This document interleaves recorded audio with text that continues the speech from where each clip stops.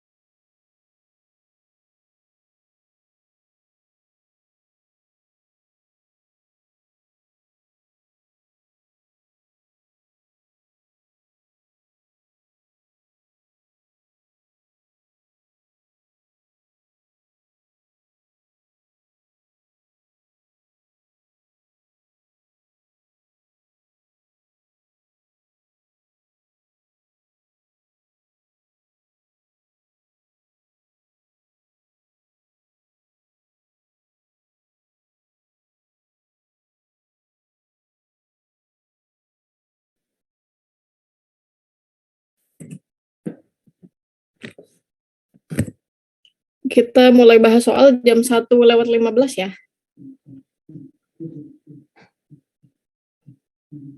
Masih ada waktu, silakan dikerjakan terlebih dahulu.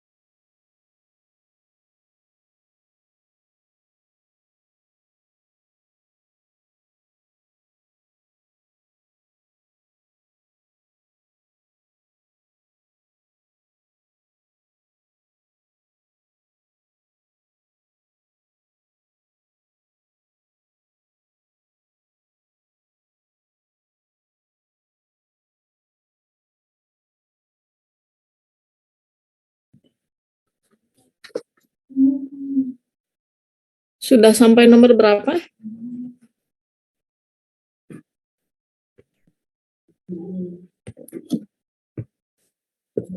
Kameranya jangan lupa dinyalakan ya. Kita akan coba mulai bahas soal.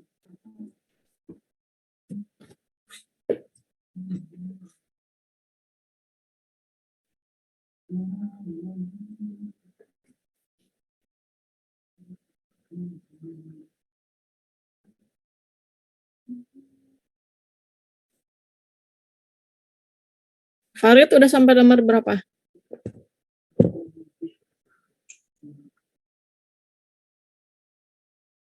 Sudah. Mau dikerjakan terlebih dahulu apa gimana nih?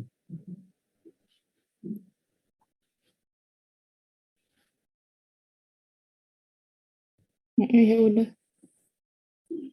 Sok.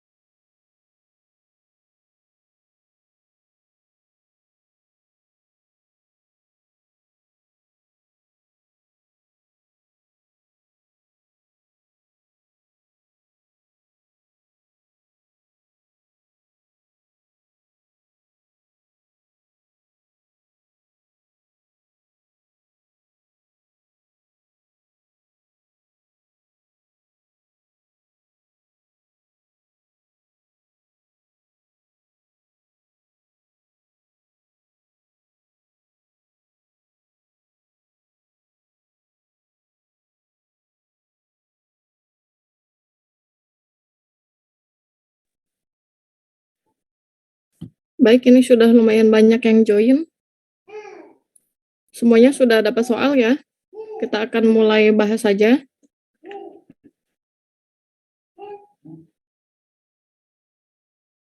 Ayo, selain Farid, bisa tolong dinyalakan kameranya?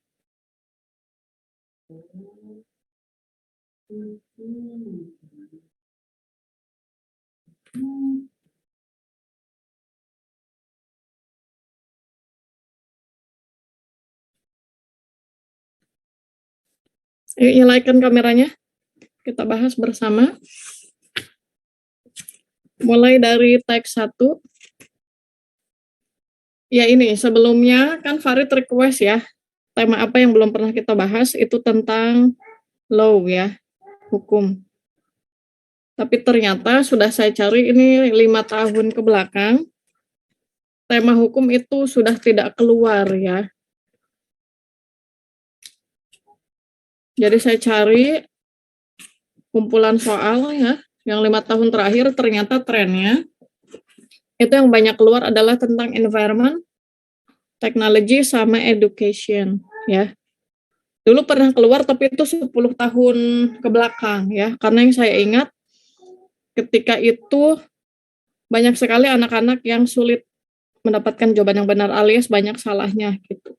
Jadi setelah dievaluasi, kemungkinan soalnya terlalu sulit ya, karena law itu kan jarang sekali yang familiar ya. Itu dulu temanya topiknya tentang prosecuting. Jadi dia tentang pengadilan gitu ya. Nah itu kan jarang orang yang paham ya. Walaupun dia anak IPS, kadang ketika ditranslate ke bahasa Inggris ini terlalu susah, jadi gapnya terlalu tinggi. Jadi sepertinya setelah dilakukan evaluasi pelaksanaan SBMPTN, tingkat kesulitannya ini terlalu tinggi gitu ya. Jadi untuk Farid, mohon maaf nanti barangkali saya bisa temukan lagi soalnya karena buku kumpulan soal saya itu hilang ya. Ini adanya yang terbaru yang 5 tahun ke belakang gitu ya. Ya, buat yang baru join silakan dibuka, ini temanya mirip-mirip dengan yang sebelumnya. Soal yang pertama itu yang dibahas adalah teks pertama itu tentang smartphone ya. Ini sekarang booming ya. Banyak research yang dilakukan untuk mencari tahu efeknya. Nah, kalau untuk yang teks 1 kamu sudah baca semua? Silakan kita langsung sudah ya. Sekarang kita mulai bahas soalnya saja. Yang ditanyakan adalah topik. The passage mainly discusses a topic on. Ayo, silakan dijawab karena kamu sudah baca. Apakah yang A, sleep disorder and its cure? Diingat ya, kalau ada imbuhan dis itu berarti maknanya negatif ya. Di situ contohnya disorder ya. Itu imbuhan dis menunjukkan bahwa sifatnya negatif. Yang berikutnya, problems with new electronic gadgets atau yang si electronic gadgets that help people fall asleep. Atau yang di blue green light found in electronical devices. Atau yang terakhir opsi yang I, new technology that can help reduce sleep disruption. Manakah jawaban yang tepat? Yang terakhir. Selain Farid, mana suaranya? Biasanya ada siapa nih? Alip, mana Alip? Ya, Miss. Jawabannya apa, Alip? Yang nomor 1 ya? Iya dong, kan baru mulai. ABCDI. Bentar, Miss. Oke.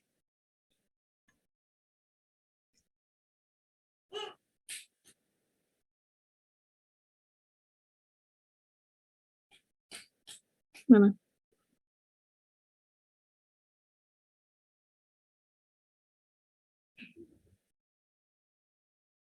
Satu menit sudah berakhir. Tentukan jawabanmu sekarang, Lip.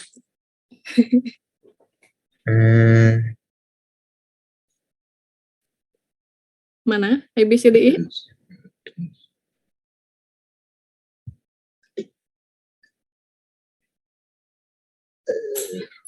Kayaknya. Yang E. Iya. Berarti setuju ya? Itu topiknya tentang new technology that can help reduce sleep disruption. Apa nama new teknologinya? Bedtime mode. Apa? Bedtime mode. The time.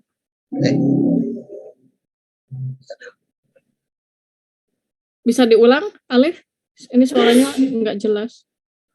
Tes. Nama teknologinya bedtime mode. Oh, oke. Yang ada di paragraf pertama ya? Iya. Itu sudah otomatis seharusnya katanya. Bedtime mode. Oke. Sisanya sama jawabannya? Sama. Sama, Miss. Ustazah. Oke, Arif. Lanjut soal berikutnya nomor 2. Soal nomor 2 ini cenderung mudah ya dibandingkan dengan soal tipe yang lain. Soal sinonim itu cenderung mudah tapi kadang mengecoh ya. Kamu pasti sering dengar kata emisi ya. Itu diambil dari kata emit. Apa artinya?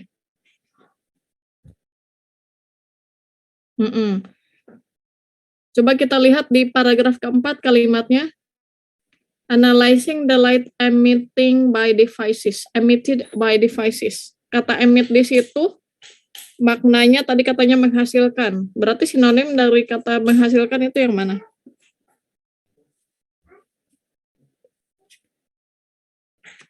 Oke, produced ya.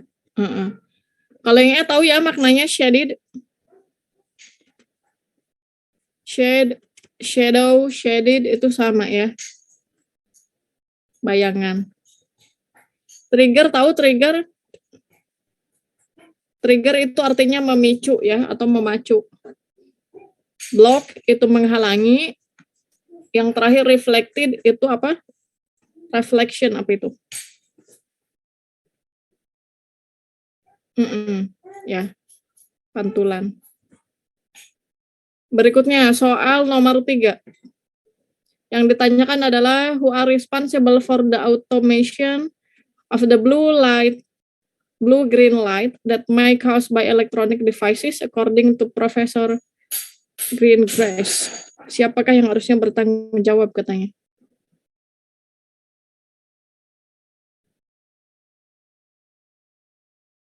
Kenapa bisa manufacturer yang harus bertanggung jawab?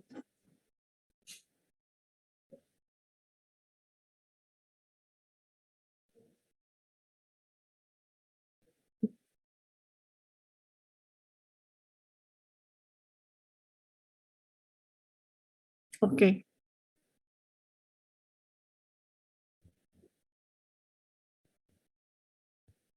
Good. Iya, di paragraf 2 ada, di paragraf yang tadi Farid sebutkan juga ada ya. Jadi yang harusnya bertanggung jawab lebih itu adalah pabrik yang membuat ya. Jadi betul jawabannya manufacturers ya, alias pabriknya. Yang lain jawabannya sama? Sama, Ustazah. Oke, lanjut ya ke teks berikutnya, teks 2. Ini kalau kita tarik isunya ini tentang environment ya. Cuman ini lebih fokusnya lebih ke Great Coral Reef ya, terumbu karang. Nah, lihat di soal what can be inferred from the passage. Kamu sudah baca soalnya? Sudah baca teksnya?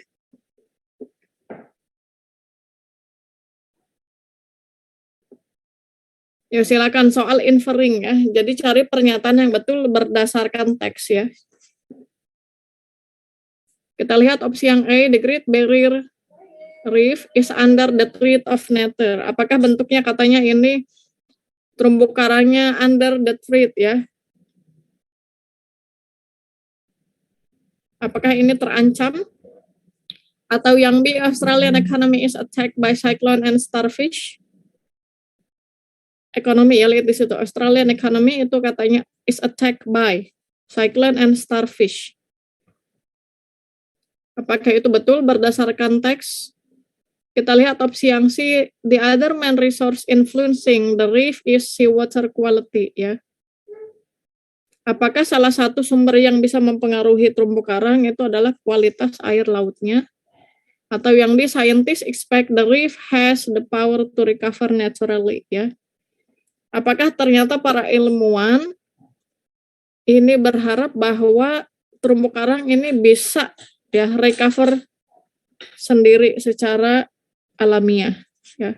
Maksudnya ketika dia rusak dia bisa kembali dalam kondisi yang baik gitu secara alamiah, ya. Jadi nggak perlu intervention dari saintis.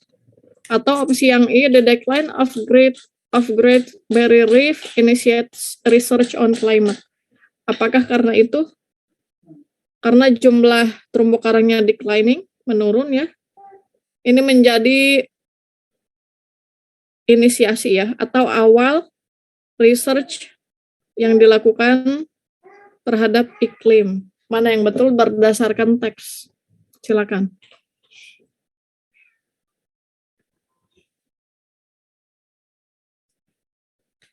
Mana jawaban yang betul?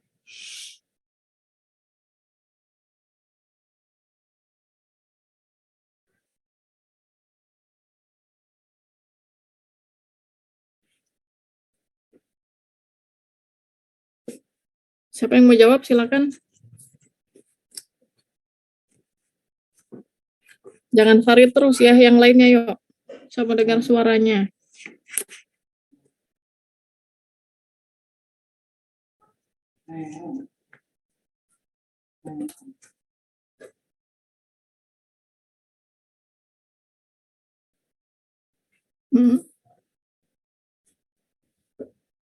Ya coba yang perempuan. Ada siapa di situ? Ada Lintang. Lintang bisa dengar suara saya?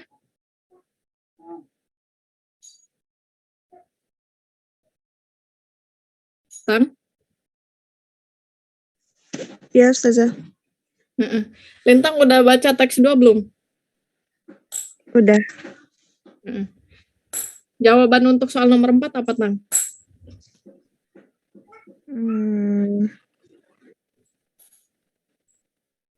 What can be inferred from the passage? Mana yang bisa kita simpulkan katanya? A, B, C, D, E?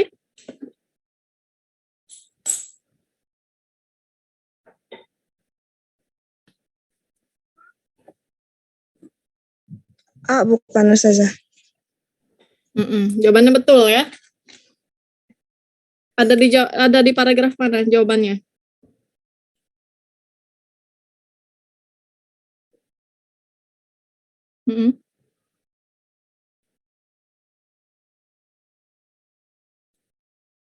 Kata Farid ada di paragraf 4, betul atau salah? Jawabannya itu ada di paragraf ke-3. Ya, dari paragraf 3 sebenarnya di situ sudah dijelaskan ya.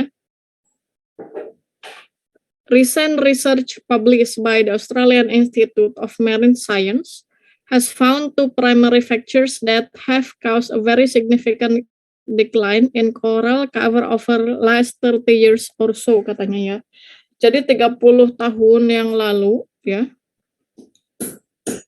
itu sudah diadakan research ya, mengapa jumlah terumbu karang ini makin menurun. They are extreme weather and the crown of thorn starfish ya. Sampai akhirnya di kalimat terakhir di paragraf itu disebutkan katanya but the certain area is experiencing major losses ya. Jadi banyak sekali terumbu karang yang hancur ya. Jumlahnya menurun. Itu berarti sama aja dengan under the threat ya, terancam. Secara jumlahnya itu mereka terancam. Oke ya, jadi jawabannya sama yang A ya. Kalau Farid tadi nemu di paragraf keempat yang mana Farid?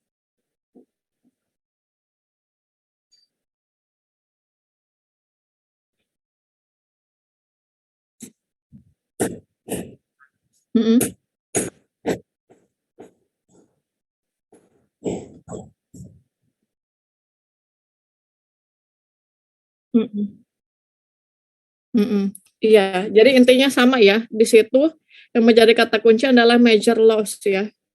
Intinya terumbu karangnya banyak yang hancur ya, banyak yang rusak gitu. Good. Berikutnya,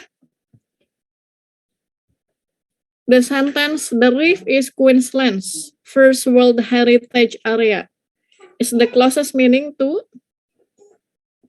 ya. Jadi sama dengan sinonim. Jadi kalimat itu bisa kita restating yang maknanya sama, itu yang mana? Apakah yang A, the Great Barrier Reef is the future legacy of Queensland people? Future legacy, di situ kata kuncinya future ya. Atau yang B, optimum exploration of the reef should benefit the Queensland government. Atau yang C, coral reef should be preserved for the purpose of future legacy. Atau yang D, preserving the Great Barrier Reef becomes the world responsibility. Atau yang terakhir, local governments are given responsibility to manage the reef benefits. Manakah yang betul?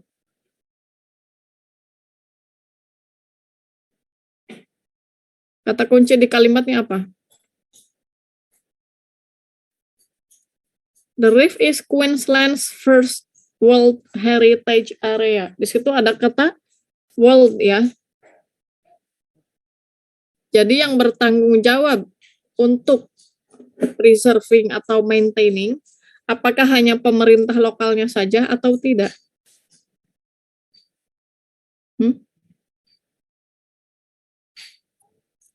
Berarti jawaban yang betul yang mana? Oke. Yang A, B, C, D? D. Oke. Preserving. Ya. Yang di preserving katanya, karena di situ kata kuncinya becomes the world responsibility. Coba saya tanya Rifa. Rifa jawab apa?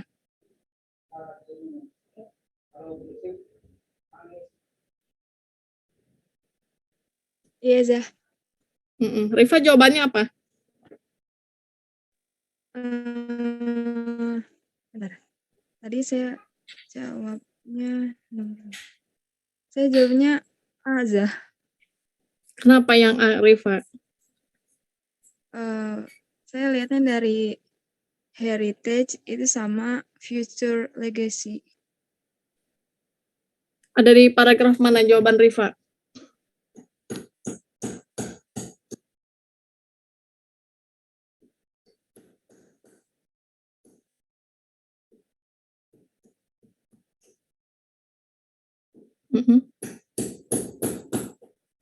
Paragraf 2, Zah.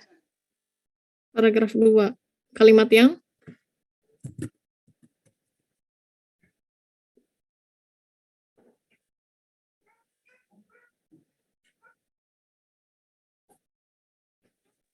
Sebentar, Zah. Warisannya betul ya, cuman di situ kata kuncinya future. Apakah ini warisan yang akan diberikan di masa depan?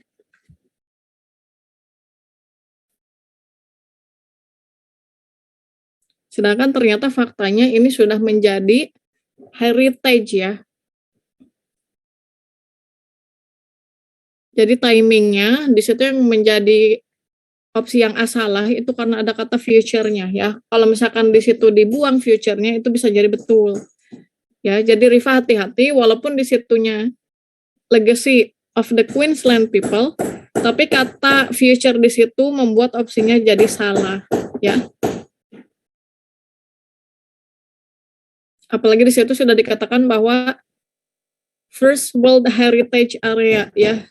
Jadi itu arisan yang secara dunia ini sudah pasti dilindungi, ya. Jadi jawaban yang betul itu yang ya, Rifa dicatat jawabannya, diperbaiki. Oke, Zah. Yuk lanjut ya. Gak apa-apa ya, ini latihan. Jadi kalaupun salah gak bakalan di minus. Semangat. Ya. Kami juga latihan soal ya, jadi kita harus sering-sering latihan. Biar tahu nanti ininya di mana gitu, kekurangannya di mana. Berikutnya, based on the passage, what does the author's bias deal with? Ya, ingat author's bias itu author's opinion, ya. Ini dealingnya sama apa katanya? Apakah yang A, collaboration between scientists and Australian government? Atau yang B, Australian geographical heritage in a form of coral reef? Atau yang C, nation economic value of the Great Barrier Reef? Ataukah yang D, effort to save the reef from natural destructions? Atau yang E, benefit of the local people in relation to the reef, ya? Yang banyak sekali dibahas sampai terakhir itu tentang apa sih?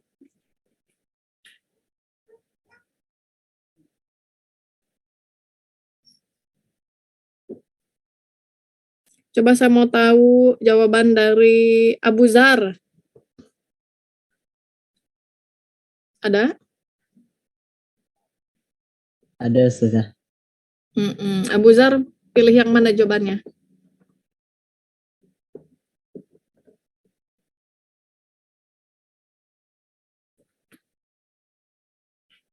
Saya yang A. Kenapa yang A?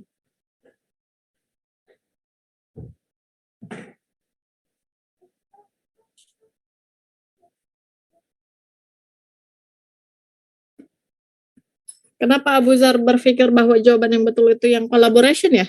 Yang A itu collaboration ya?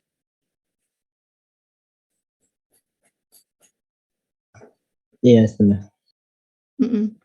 Bisa kasih tahu alasannya?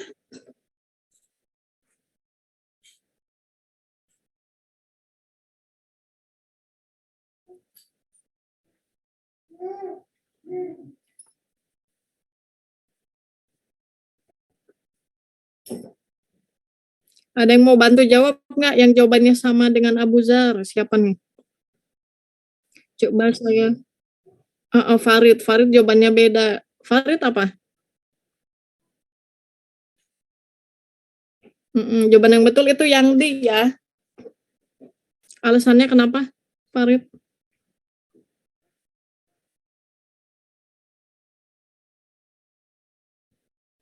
Mm-mm.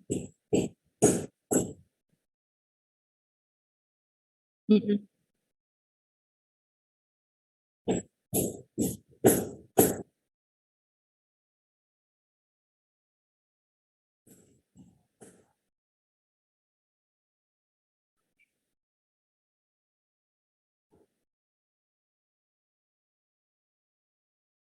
Mm-mm.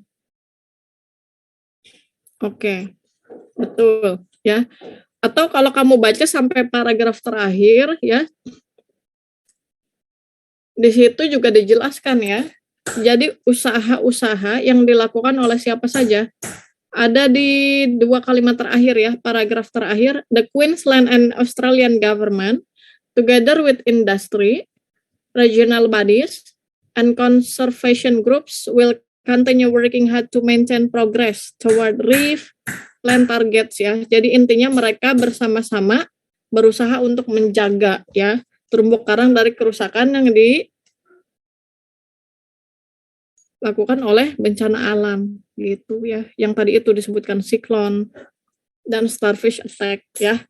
Silakan Abu Zar dan yang lainnya yang barangkali jawabannya berbeda disamakan ya. Jadi jawaban yang betul itu yang efforts ya. Jadi usaha untuk menyelamatkan terumbu karang dari kerusakan alam. Jawaban yang betul itu yang D ya.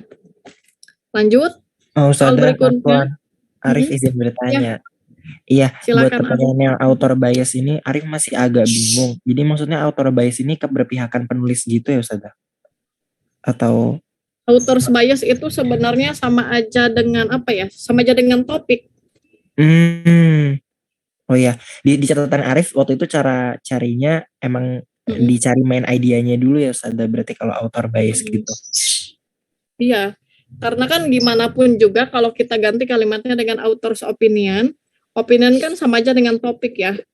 Jadi topik yang dijabarkan sama si penulis itu apa? Ini sebenarnya sinonim aja sih biar soalnya nggak gampang ketebak gitu. Kan kalau misalkan what is the topic itu kan kamu pasti udah banget ya kan.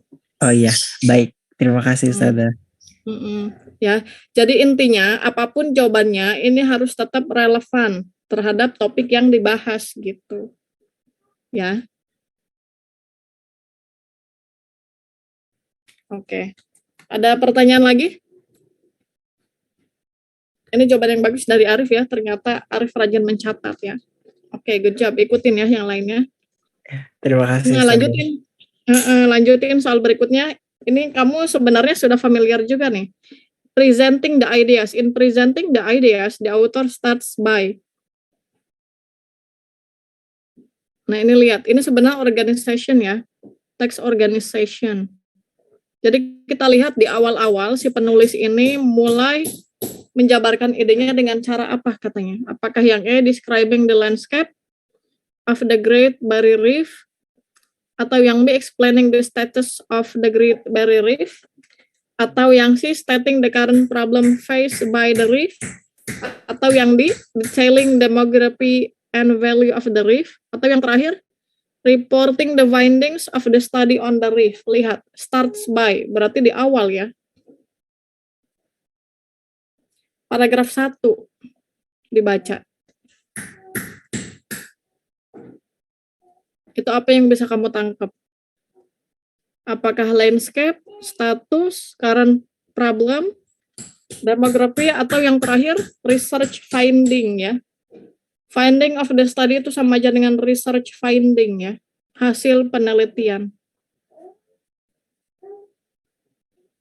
Kalau kamu baca kalimatnya stretching more than 2,300 kilometers along Queensland coastline and covering 35 million hectares, the Great Barrier Reef is the world's largest coral reef and probably the richest.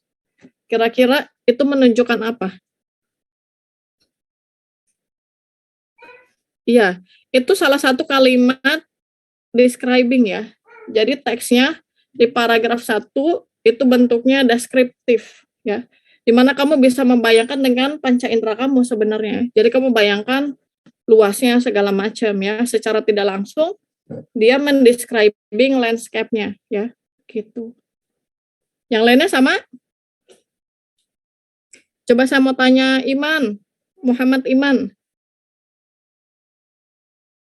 Semua dengar suaranya ada?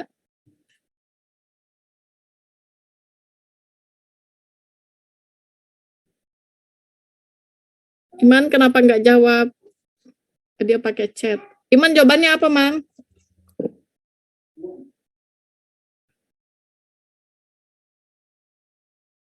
Oke, nggak bisa on mic.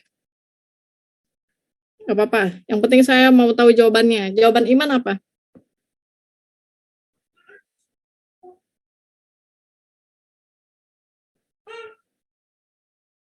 Sama atau beda?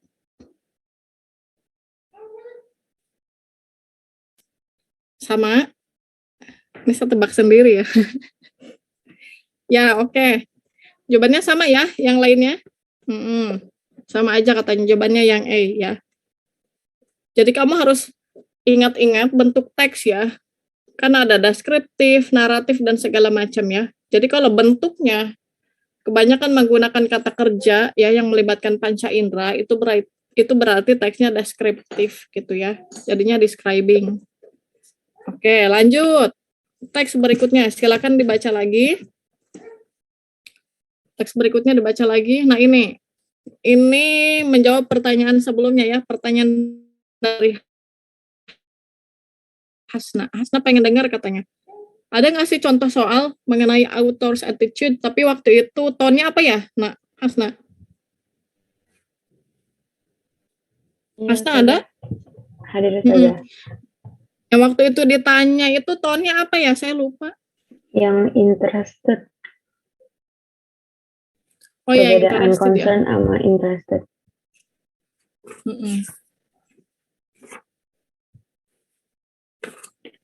Interested itu ternyata belum ketemu contoh soalnya ya. Nanti ya Nak, saya belum nemuin contoh teksnya di sini. Iya Ustazah. Ya, ini di sini ada soal tentang author's attitude, tapi saya nggak ada sayangnya nggak ada jawaban interested itu.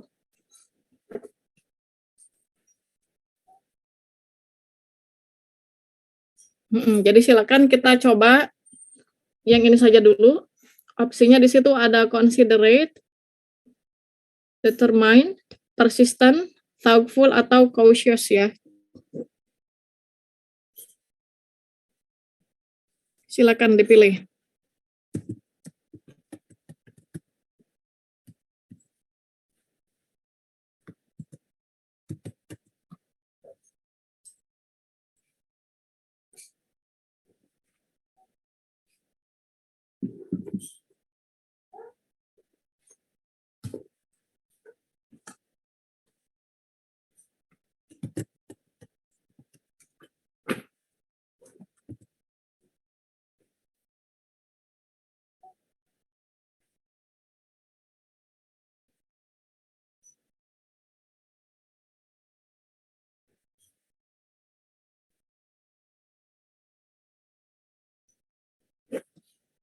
Ada siapa yang mau jawab? Farid ya. Selain Farid, siapa yang mau jawab? Coba saya mau dengar suaranya Kumara.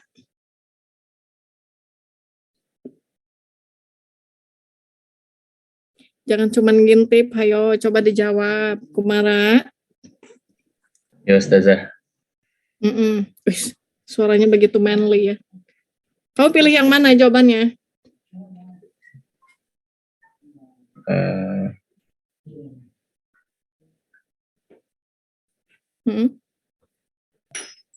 Yang mana, silakan.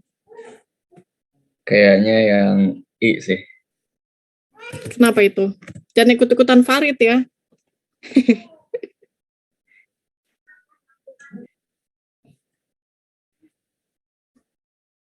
Alasannya bisa kasih tahu? Karena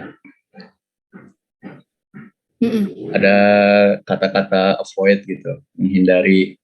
Berarti kan kayak waspada gitu. Oke, ya. Thank you nih. Kalau kata Kumara, katanya kenapa dia pilih opsi yang I, itu karena di situ ada kata avoid katanya, ya. Jadi kalau misalkan kita mau jawab soal mengenai author's attitude atau author's tone ya, pastikan di situ kita cari tahu ya, apakah ada unsur emotion. Maksudnya unsur emotion, kata kerja mana yang menunjukkan bahwa si penulis ini sifatnya, apakah dia considerate gitu ya. Apa sih considerate? Ada yang tahu considerate?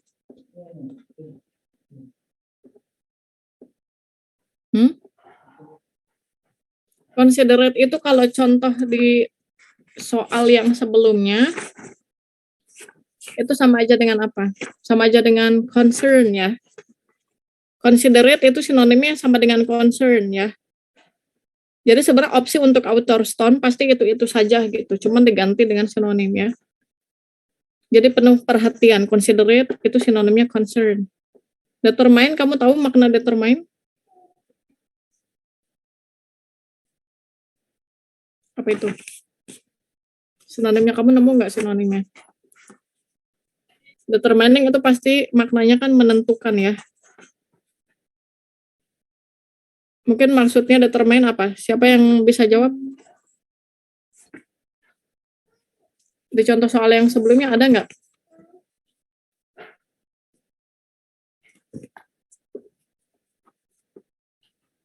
Determine itu kalau kita cari makna.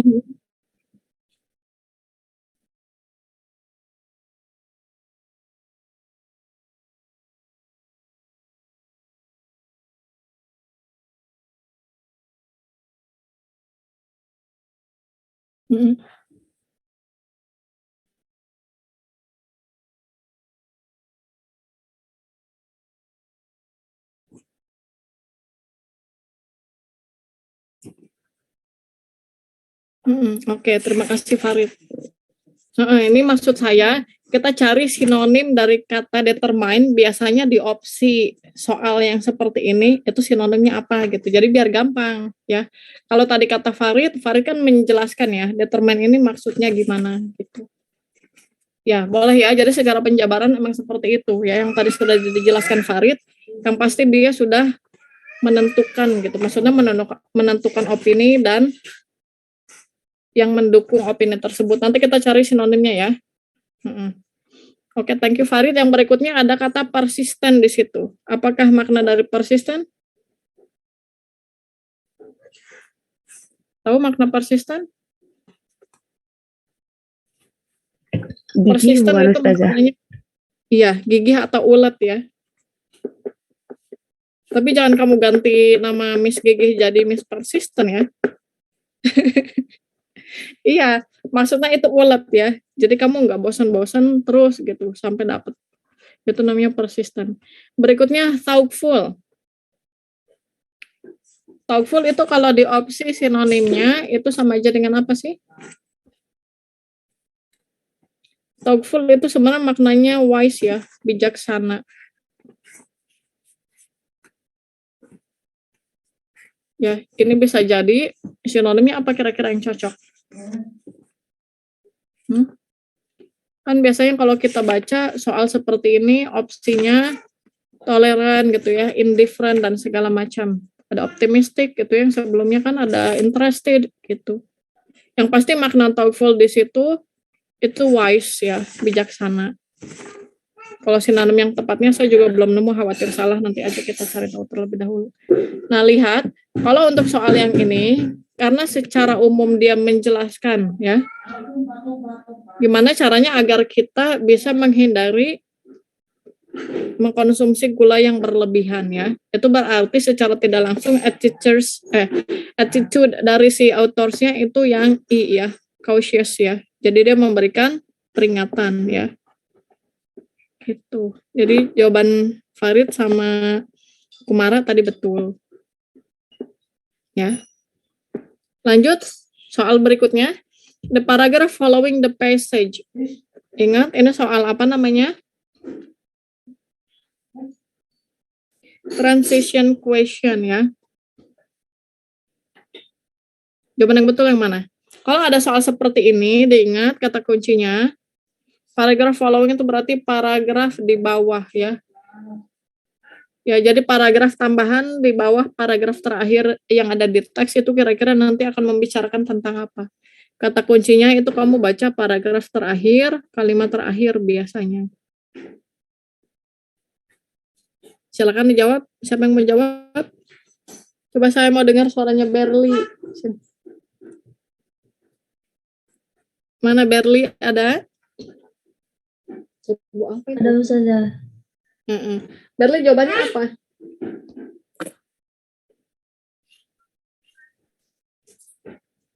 Jangan, ayo sini. Tertumpah. Sini. Iya, tapi ke sini, ke sini. Sini, jangan sini. Ayo, sini.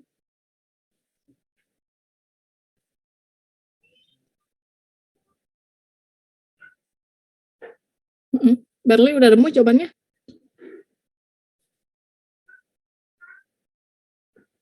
Belum Ustazah. Belum. Sok silakan dipilih dulu. Coba saya mau tanya Abdul Hadi. Barangkali bisa memberikan pencerahan.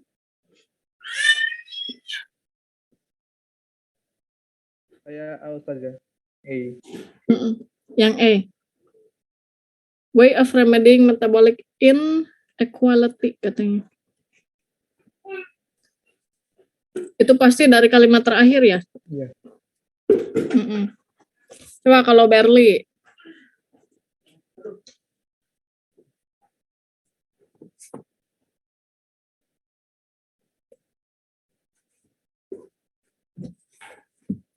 Kalau Abdul Hadi itu lihat dari kalimat terakhir katanya.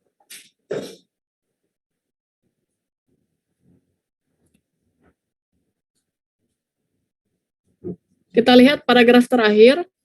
Many people really try hard to avoid sugar ya, and don't sweeten, dirty, or coffee.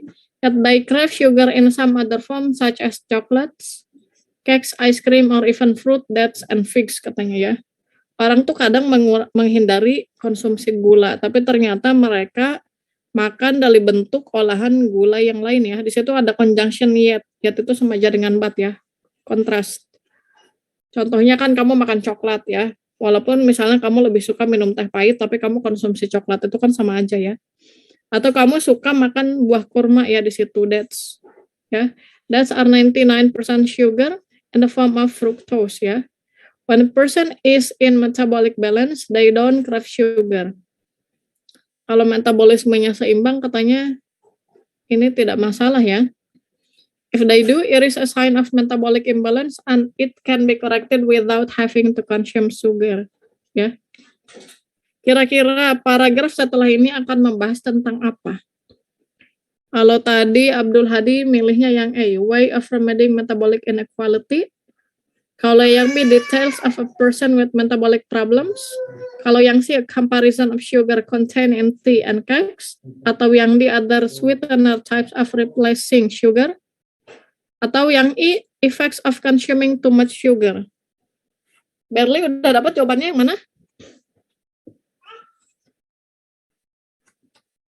Kayak sama kayak Abdul Hadi, Ustazah yang A.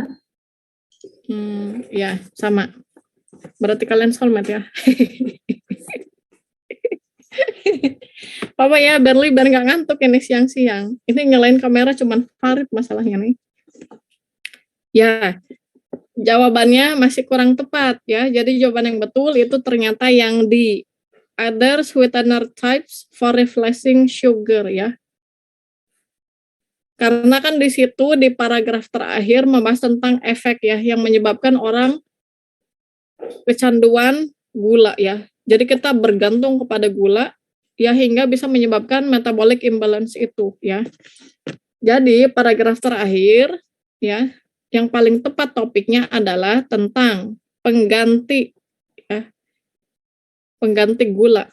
Jadi pemanis yang lebih baik dan lebih sehat daripada sugarnya di situ ya. Kenapa? Karena ini untuk mengatasi yang tadi itu metabolic imbalance gitu. Jadi topiknya benar, masih berkaitan dengan kalimat terakhir di paragraf terakhir ya, metabolic imbalance. Cuman di sini yang menjadi topiknya adalah solusi ya, pengganti gula agar kita bisa apa tadi mendapatkan metabolic balance gitu. Jadi kita nggak begitu tergantung sama gula gitu. Bisa difahami? Ada yang mau tanya nggak? Ya. Ya, jadi walaupun yang menjadi kata kuncinya itu kalimat terakhir, paragraf terakhir, tapi tetap idenya apa ya? Karena di situ ada cohesion and correlance gitu ya. Coherent and correlations ya. Jadi harus sering berkaitan idenya gitu. Kalau yang di atasnya yang dibahas itu problems, kemungkinan paragraf di bawahnya ya alias paragraf tambahannya itu akan memberikan satu solusi ya. Jadi jangan masalah terus di bawahnya dikasih masalah lagi ya. Pusing orang. Kayak Farid gitu, kalau misalkan ada pertanyaan yang lainnya diem, kamu jadi solusi ya. Nggak, ini jokes aja lah ya, biar kita nggak mumet-mumet bahas soal. Ayo lanjut. Kita lihat soal berikutnya. Nah ini summary ya yang ditanyakan. The passage can be best summarized. Summary ya. Kalimat pelengkap. Ya. Kita lihat opsinya. Kalau yang A, all types of sugar are problematic to human health. Ya, apakah itu yang bisa kita ambil sebagai kalimat kesimpulan? Ataukah yang B, humans actually need sugar every day in the form of food? Atau yang C, given the ill effect of sugar, people should avoid consuming it. Ya. Kalau yang D, over consumption of sugar will impact both physically and psychologically. Ya. Itu kalimatnya over consumption ya.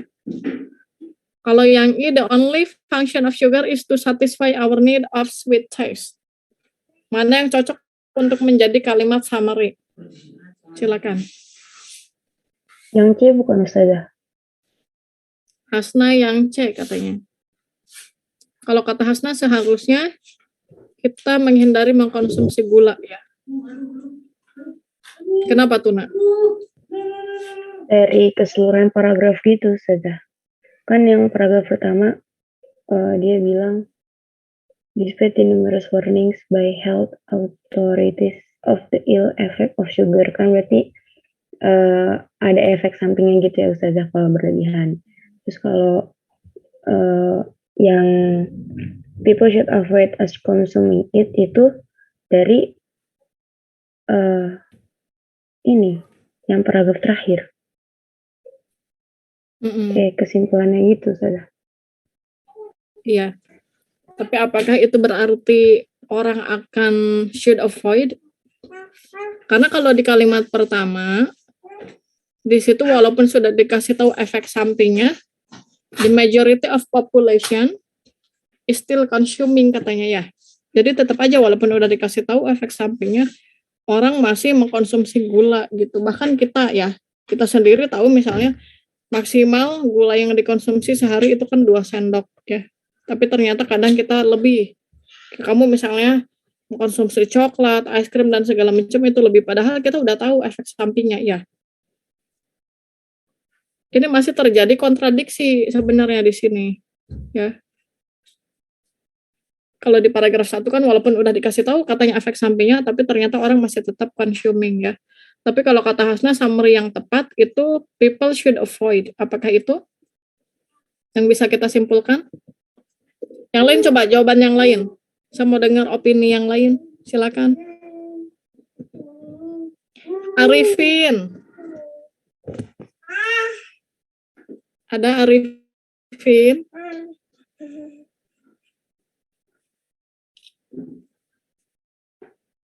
Mana nih Arifin suaranya?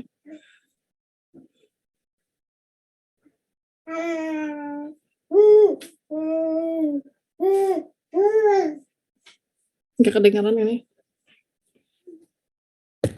Coba Arifinnya nggak ada, saya ganti sama Daryl aja nih. Daryl Adri, ada nggak? Jawabannya apa? Yang C. Sama kayak Hasna.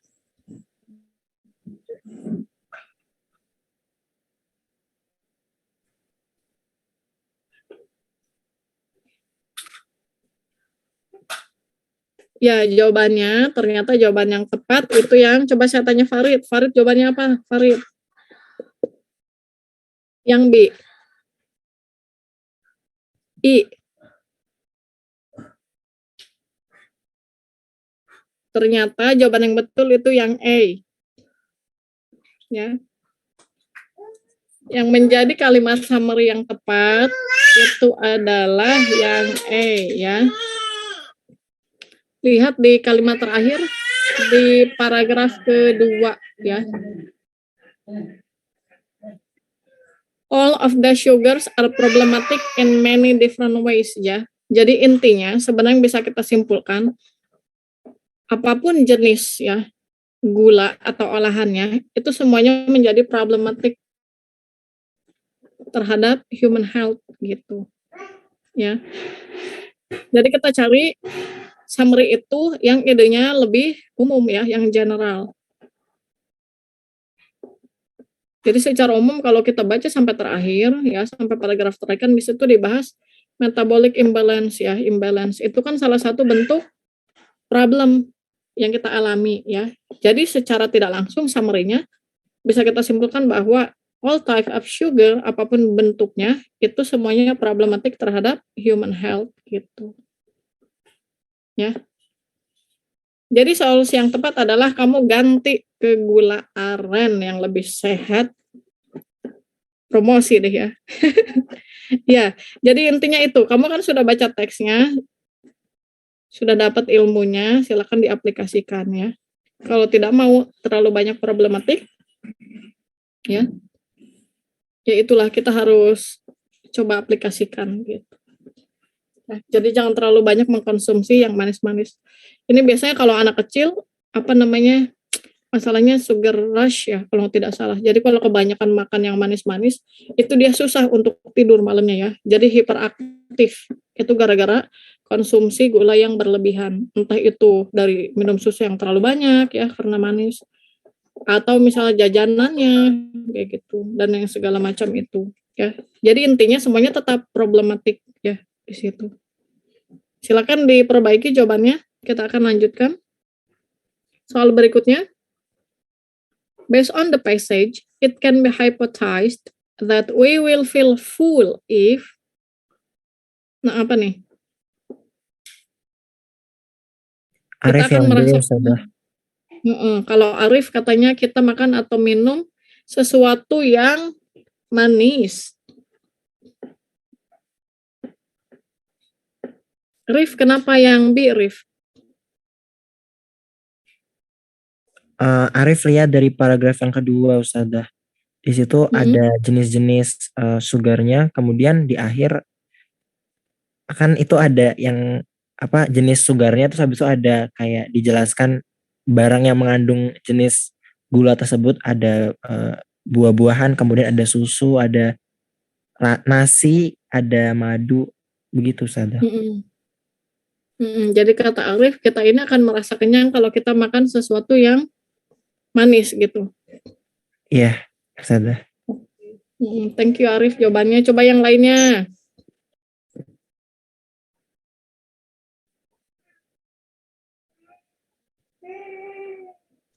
Saya izin berpendapat. Silakan Farah. Ya saja, kalau pendapat Farah itu yang di paragraf 134 kalimat terakhir yang when it is taste sweet, sour, salty, pokoknya sampai yang terakhir itu in order to experience it, apa sih bacanya, satiety. Itu kayak buat bertujuan, jadi kita tuh butuh semua rasa biar kita tuh kenyang. Jadi kalau misalnya pendapat Farah yang di saja. Iya betul ya.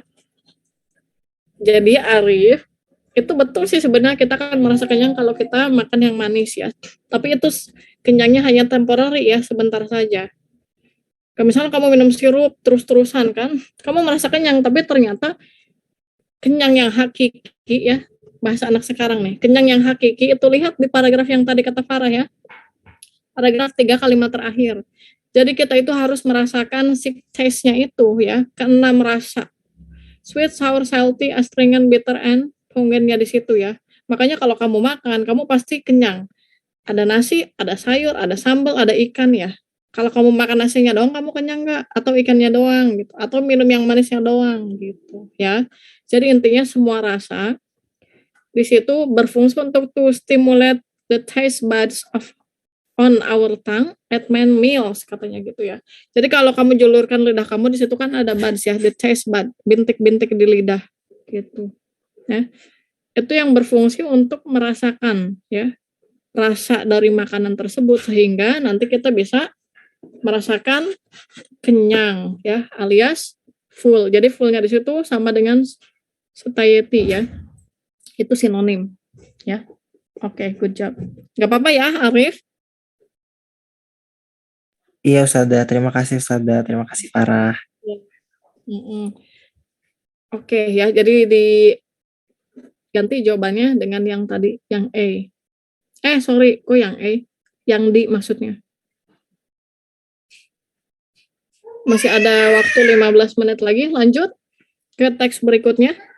Silakan dibaca terlebih dahulu. Ini ada back sound ya. Apa sih deh? Aduh ya Allah. Ayah. Ini mau bawa gelas beling. Jangan.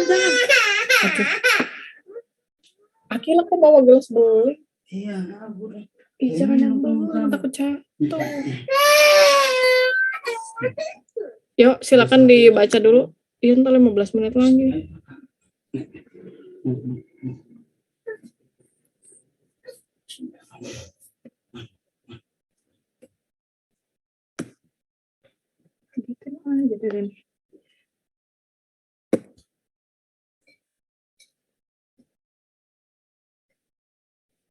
Muli. Paku. Wow. Silakan dibaca itu teksnya. Haus. Ya, jadi kalau kita lihat trennya ini tentang education muncul lagi ya. Semoga saja ini tahun ini temanya tidak jauh dari yang kita sering bahas ya. Jadi kita setidaknya familiar gitu. Ya, lihat di situ. Itu tentang learning styles in education ya, gaya belajar. Yang ditanyakan adalah what is the topic of the passage?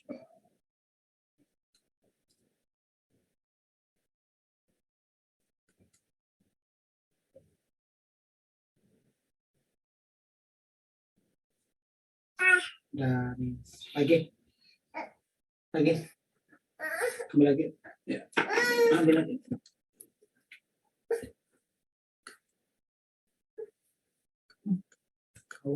Ada yang familiar nggak sama istilah VARK ya? Visual, auditory, verbal, apa nih? Visual, aural, verbal, and kinesthetic.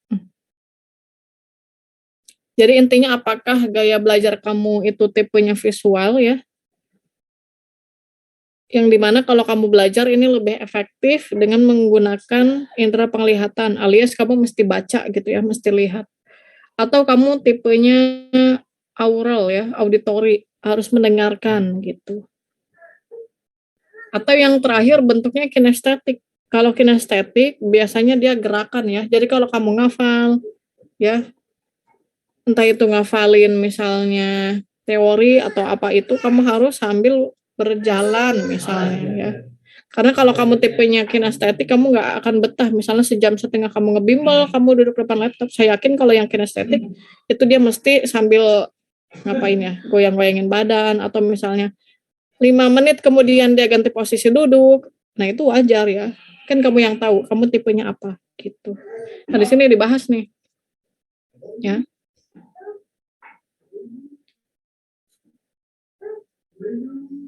Yang ditanyakan adalah what is the topic of the passage? Silakan dilihat opsinya. Apakah yang A, diagnosing individuals learning style? Atau yang B, different classifications of learning styles? Atau yang C, the popular assumption about learning styles? Atau yang D, learning styles, theory and practices in learning style? Atau yang terakhir, learning styles, classification and research result of learning style? Silakan. Siapa yang menjawab? Saya mau tanya Alifia Salsabila. Alif? Ada Alif? Ustazah. Alif jawabannya apa, Alif?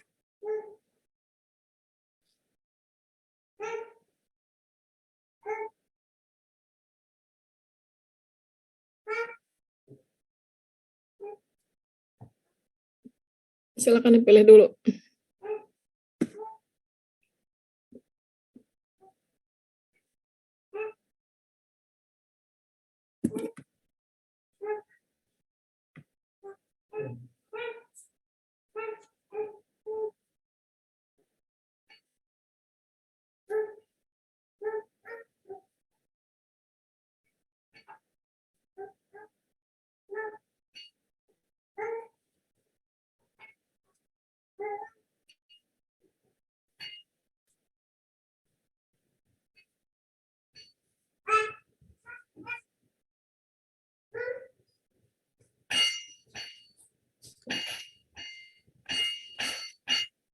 Udah ketemu jawabannya?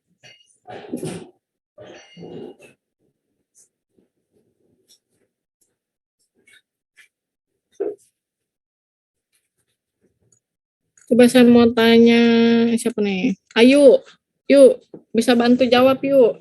Topik yang tepat kira-kira apa nih yuk? Kalau menurut saya yang D, Ustazah. Yang B? Yang I, yang I. Oh I. Kenapa yang I yuk? Itu ada di kalimat ketiga paragraf ke-1. Kalimat ketiga paragraf terakhir, berarti yang paragraf ke-1, Ustazah. Paragraf 1. Kalimat ketiga, ya.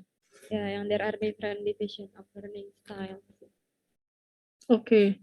Kalau kata Ayu jawabannya yang E katanya. Classifications ya, dari kalimat ketiga paragraf pertama. There are different divisions of learning styles. Oke. Berarti di situ classifications ya. Yang lain jawabannya apa? Sama nggak? Kalau saya sama Ustazah. Sama ya. Ya, jadi kalau kamu baca di paragraf 1 kan sudah disebutkan itu jenis ya. Tipe belajar itu ada apa saja ya. Ketika kamu baca sampai paragraf terakhir, di situ ada hasil penelitian ya. Kamu baca di situ di paragraf terakhir, paragraf ketiga. Di situ ada apa? Di tahun 2009 katanya ya. Harold itu evaluated Harold and Robert ya dan kawan-kawannya evaluated the research on learning style ya. Itu berarti kan hasil penelitiannya ya. They came to a conclusion that there is no evidence supporting the existing idea ya. Jadi sampai kalimat terakhir pun di situ dibahas ya. Ayah? Ya, jadi sampai kalimat terakhir, paragraf terakhir itu jelas sekali membahas tentang hasil penelitian ya. Yang mereka lakukan terhadap learning styles-nya itu. Oke, jawaban Ayu betul. Ya. Lanjut. Oke, soal berikutnya ini sinonim dari kata assumptions. Nah, ini cenderung mudah nih. Coba saya mau tanya Milda. The word assumptions ya. Itu ada di paragraf terakhir ya. Di kalimat, they contradict the popular assumptions about learning styles, katanya.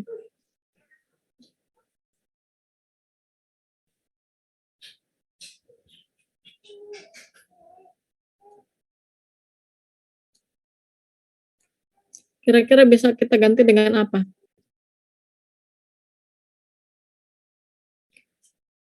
Kalau dalam sebuah penelitian, kita kan membuat satu asumsi ya. Asumsi itu apa sih?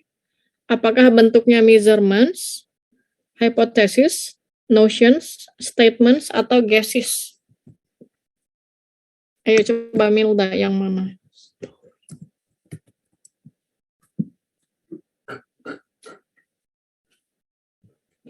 Milda ada nggak nih?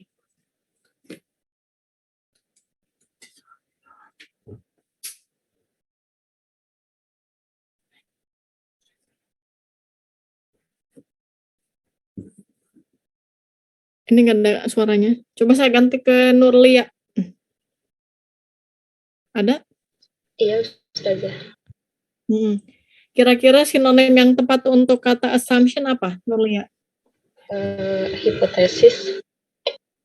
Oke. Ya, betul jawabannya ya. Jadi asumsi itu sebenarnya sama dengan hipotesis ya. Oke, sip. Boleh tahu kenapa alasannya? Soalnya kayak asumsi itu kan kayak perkiraan awal gitu ya. Ya hipotesis kalau di dalam penelitian juga kayak perkiraan awal. Iya betul ya. Jadi dugaan sementara ya. Betul ya. Jadi istilahnya jangan guesses ya. Kalau dugaan kan kalau kita translate guess ya. Cuman karena ini dalam bidang research, maka betul tadi perkiraan awalnya ditranslate menjadi hypothesis atau assumptions gitu. Good job. Berikutnya. What is the disappointing findings about learning styles katanya? Kata kuncinya di situ disappointing ya. Apa sih yang membuat hasilnya disappointing katanya, mengecewakan?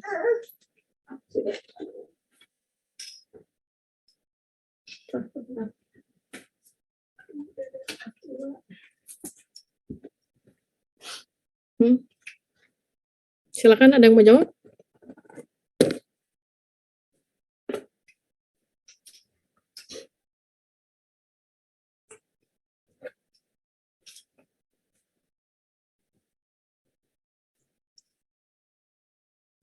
Farid. Kenapa yang A, Farid?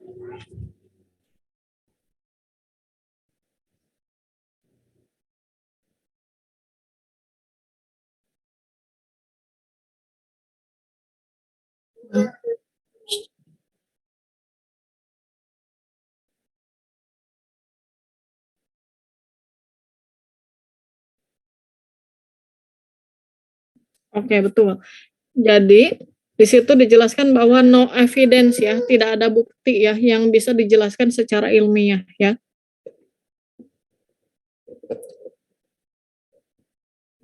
Kalau kamu baca lagi kalimatnya itu banyak sekali kata yang menunjukkan bahwa hasilnya tidak bisa dipercaya ya, alias tingkat kredibilitasnya itu rendah ya, karena di situ disebutkan many of those studies suffered from weak research design ya.